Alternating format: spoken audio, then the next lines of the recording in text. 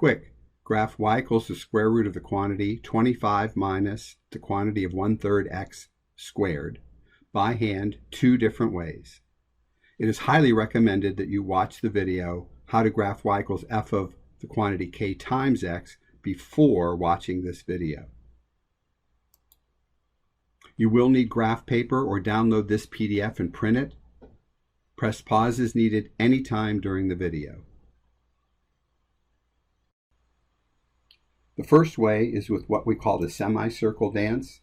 The coefficient of x, which is 1/3, does not affect the center of the semicircle. When x is 0, 1/3 times 0 is still 0. So the center will be at the origin. Also recall that the coefficient, k equals 1/3, is inversely proportional to the horizontal dilation factor. That is, we multiply each x value by the reciprocal of 1/3, which is 3. Also, r squared is 25. It's right there in the equation. So the radius is 5.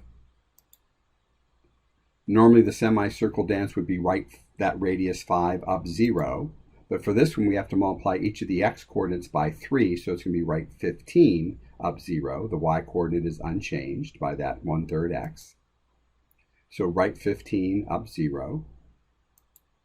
Another step in the dance would be right 0 up the radius 5. But in this case, it's 3 times 0, which is also 0, so right 0, 5.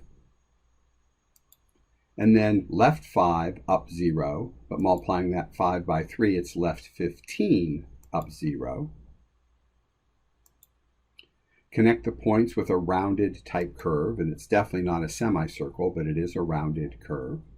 And we can compare this to the parent function and see that from blue to green, it's a horizontal stretch. Second way, using a table.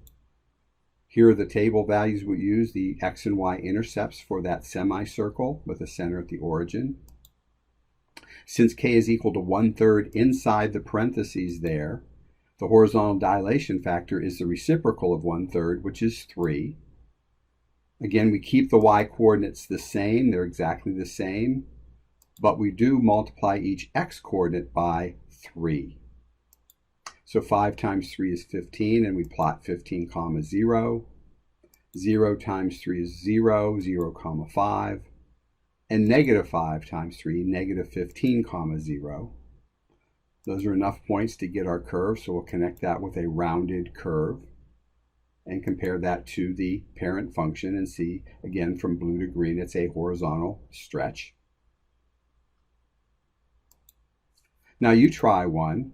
Graph y equals the square root of the quantity 25 minus the quantity of a half x squared. Use either method or both methods just for the practice, and press pause to do this and resume when finished to check your answer. And here is the answer, and you can see it's a horizontal stretch from this parent function.